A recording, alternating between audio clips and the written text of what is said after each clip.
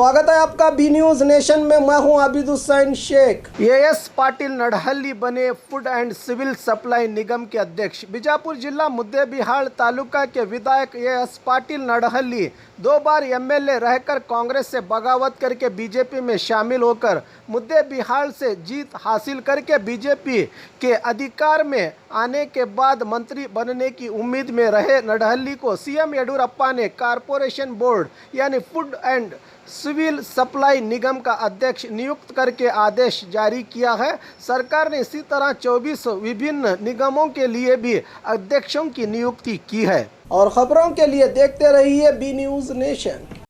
जवारी नस्ल के बकरों का खजाना दफेदार गोट फार्म। शानदार और उम्दा जवारी नस्ल के बकरों के शौकीन खरीदार अब कुर्बानी, अकीका, शादी और दूसरे फंक्शनों के लिए भटकने की जरूरत नहीं। आपके जायका और पसंद के मुताबिक वाजिब दामों में यानी पर केजी जिंदा बकरे के हिसाब से मिलेगा, जिसके लिए आपको बीजापुर रेडियो केंद्र रोड क्यामन कड्डी के पास मौजूद दफेदार फार्म से राबिता करके अधिक जानकारी ले सकते हैं। Mobile number 7795717132। खासकर ईद उल अजहा बकरीद ईद पर कुर्बानी के लिए बकरों की खरीदी को लेकर एडवांस में आपको बुकिंग करनी पड़ेगी।